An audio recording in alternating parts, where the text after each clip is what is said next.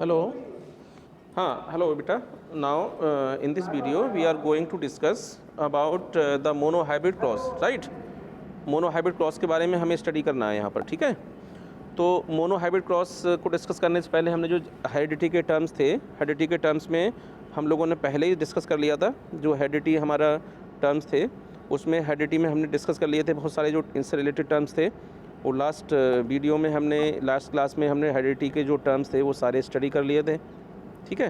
Heredity क्या होती है या हेरिडिटी कैरेक्टर्स क्या होते हैं वो हमने लास्ट वीडियो में, ये लास्ट क्लास में हमने डिस्कस कर लिया था. Now I am going to tell you that कि in this video specially we are emphasize on monohybrid cross, ठीक है. मोनोहाइब्रिड क्रॉस के बारे में हम स्टडी करेंगे यहाँ पर, ठीक. तो मोनोहाइब्रिड क्रॉस में हमको क्या स्टडी करना है, मोनोहाइब्रिड क्रॉस में हमको क्या स्टडी करना है यहाँ पर स्पेशली. इसको जानने से पहले आई एम टेलिंग यू कि जो ग्रेगर जॉन मेंडल हैं, that he is the father of genetics, ठीक है. आपको ये भी ध्यान रखना है. तो उन्होंने सबसे पहले कितने लॉ दिए थे यहाँ पर, 3 लॉज दिए थे. कौन कौन से लॉ थे वो आपको यहाँ पर ध्यान देना है कि ग्रेगर जॉन मेंडल ने लॉ ऑफ डोमिनेंस, ठीक है, लॉ ऑफ डोमिनेंस ये दिया था.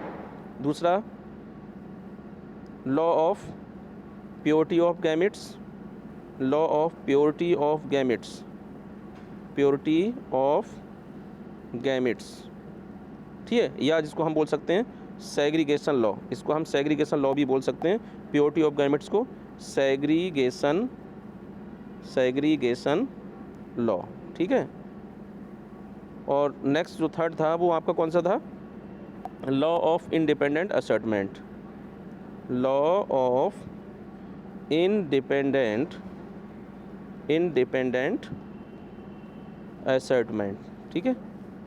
इंडिपेंडेंट असर्टमेंट भी ग्रेगर जॉन मेंडल ने दिया था. तो इन्हीं सारे जो लॉ उन्होंने दिए थे इन्हीं को हम क्या बोलते हैं, these all are called heredity law. इन्हीं 3 रूल्स को, इन्हीं 3 लॉ को हम क्या बोलते हैं, हेरिडिटी लॉ. इन्हीं को हम हेरिडिटी लॉ बोलते हैं, ठीक है. ये आपको ध्यान रखना है अच्छे तरह से. तो हमारे हेरिडिटी लॉ कौन से हो गए, law of dominance, law of segregation and law of independent assortment, ठीक है.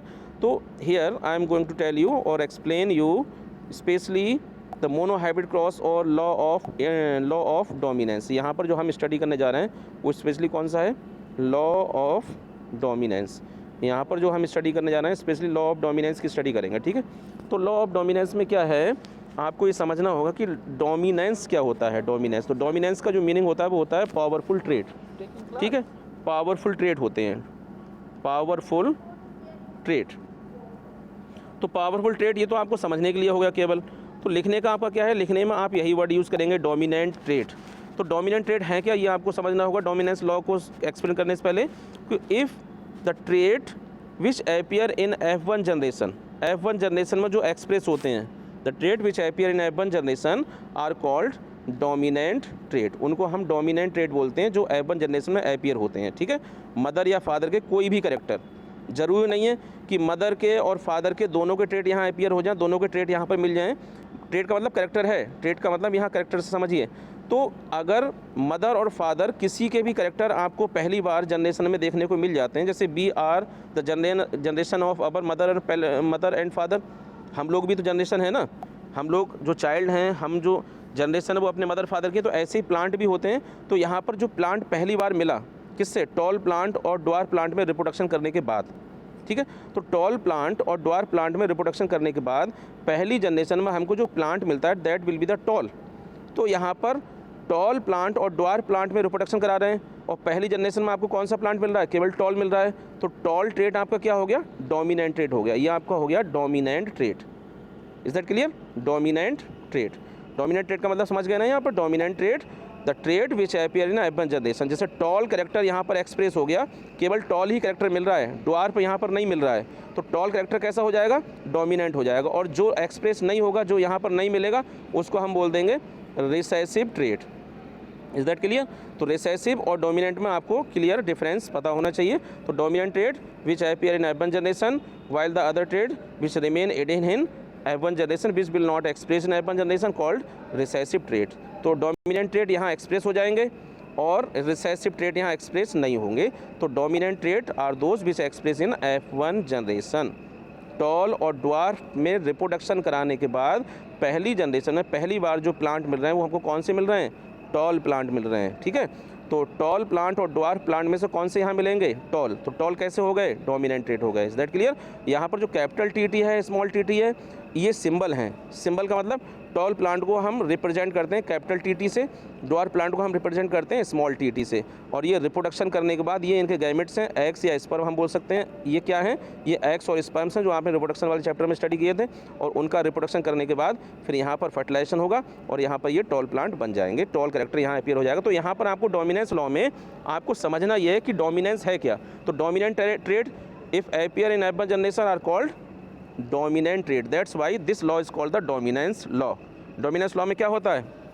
केवल एक ही ट्रेट अपीयर होता है यहाँ पर, ठीक है। अब हम इसका रिप्रोडक्शन कराएंगे इन प्लांट्स का। तो F2 जनरेशन में अगली जनरेशन क्या होगी? अगली जनरेशन हमको ये दोनों मिलेंगे, टॉल भी मिलेंगे और ड्वार्फ भी मिलेंगे, लेकिन वो रेशियो में मिलेंगे। ध्यान रखिए, अगली जनरेशन में जो F2 जनरेशन है, यहाँ इसमें केवल रिप्रोडक्शन कराने के बाद अगली जनरेशन हमको जो प्लांट मिलेंगे वो रेशियो मिलेंगे। और कौन कौन से रेशियो मिलेंगे? 1:2 या 3:1। तो 1:2 क्या है? आपका जीनोटाइप है। जीनोटाइप मतलब समझते हैं ना, capital T small T, capital T small T, small T small T. तो जो आपके ये जो सिंबल हैं, सिंबल के बेस में, जीन के बेस में, अगर जीन के फॉर्म में आपको प्लांट मिल रहे हैं तो वो आपका जीनोटाइप हो गया। जैसे अब यहाँ पर कैपिटल टी है, तो कैपिटल टी कितने हैं? एक ही तो है ना, तो हमने 1:1 ले लिया। और कैपिटल टी स्मॉल टी यहाँ पर प्लांट कितने हैं? कैपिटल टी स्मॉल टी कितने हैं? 2 हैं, तो हमने 2:1 ले लिया। और 1 प्लांट कैसा है? स्मॉल टी है, तो यहाँ पर रेशियो हमने 1 ले लिया, ठीक है। तो यहाँ पर कैपिटल टी स्मॉल टी या स्मॉल टी के बेस पर जो हम रेशियो ले रहे हैं कैपिटल टी स्मॉल टी के बेस पर, तो वो आपका हो जाएगा जीनोटाइप, ठीक है। तो ये आपका जीनोटाइप कौन सा हो जाएगा? 1:2:1। जबकि फिनोटाइप का जो मीनिंग है वो क्या है? हमको 3 प्लांट टॉल दिखाई दे रहे हैं। यहाँ पर देखिए 3 प्लांट कैसे हैं? टॉल हैं। तो 3 प्लांट अगर टॉल हैं तो टॉल प्लांट तो हम देख सकते हैं ना। तो मैंने आपको बताया था ऑब्जर्वेबल कैरेक्टर्स जो हमको दिखाई देते हैं, जो हम देख सकते हैं, तो ऑब्जर्वेबल कैरेक्टर्स क्या हो जाएंगे? ऑब्जर्वेबल कैरेक्टर्स हो जाएंगे आपके फिनोटाइप, जो हमको दिखाई देते हैं। तो हमको दिखाई देने वाले 3 प्लांट ही तो दिखाई देंगे ना। 3 प्लांट हमको टॉल दिखाई देंगे और एक जो रिमेनिंग प्लांट है वो हमको ड्वार्फ दिखाई देगा। तो 3 प्लांट कैसे हो गए? फिनोटाइप हो गया, फिनोटाइप हो गया। और 1 प्लांट कैसे हो गए? ये भी फिनोटाइप हो गया। तो 3 प्लांट हमको टॉल दिखाई देंगे ना, टॉल। तो टॉल प्लांट आपको 3 हो गए, तो 3 आपका फिनोटाइप हो गया। और जो 1 प्लांट आपका जो ड्वार्फ है, जो एक प्लांट ड्वार्फ होगा, तो 1 प्लांट आपका ड्वार्फ हो गया, तो ये फिनोटाइप हो गया। तो 3 और 1 प्लांट आपको दिखाई दे रहे हैं। 3 प्लांट आपको टॉल दिखाई देंगे, 1 प्लांट आपको ड्वार्फ दिखाई देगा। तो जो दिखाई देने वाले ऑब्जर्वेबल कैरेक्टर्स हैं वो आपके हो गए फिनोटाइप, ठीक है। और जो जीन है, जीन के बेस पर आपके डिफरेंट हो जाएंगे, क्योंकि यहाँ पर क्योंकि यहाँ पर जो 1 है वो आपका कैपिटल टी है, और जो रिमेनिंग 2 प्लांट है वो 2 हैं, और रिमेनिंग 1 प्लांट है वो स्मॉल टी है।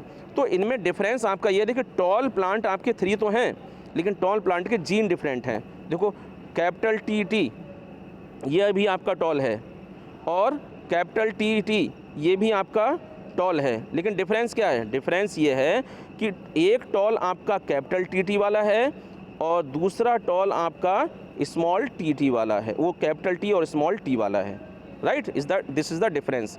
यानी कि ये जो प्लांट हैं, 3 प्लांट टॉल तो हैं, लेकिन ये डिफरेंट हैं। कैसे? ये डिफरेंस इसलिए हैं कि यहाँ पर जो 1 प्लांट है, जो आपका एक प्लांट है वो टॉल है, लेकिन उसके जीन डिफरेंस है कैपिटल टी। और जो 2 प्लांट हैं, जो 2 प्लांट हैं वो आपके टॉल हैं, लेकिन वो उनके जीन डिफरेंस है कैपिटल टी और small T. This is the difference. फिर समझो एक बार, यहाँ जो ये वाला प्लांट है कैपिटल टी है लेकिन टॉल है, लेकिन जो 2 प्लांट हैं ये भी टॉल हैं, लेकिन इनके जीन डिफरेंस है कौन कौन से हैं? कैपिटल टी और स्मॉल टी। तो यहाँ पर आपका ये क्या हो जाएगा? ये आपका जीनोटाइप हो जाएगा, क्योंकि जीन डिफरेंट है, राइट।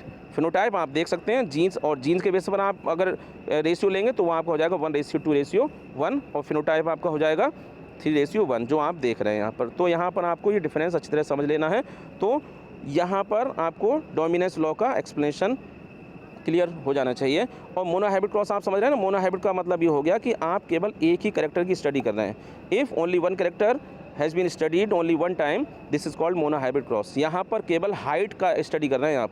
मोनोहाइब्रिड का मतलब हो गया only 1 trait studied 1 time, one trait, आप केवल एक ही ट्रेट की यहाँ स्टडी कर रहे हैं, only one trait one character if studied one time, this is called monohybrid trait. ठीक है, तो मोनोहाइब्रिड क्रॉस क्या है?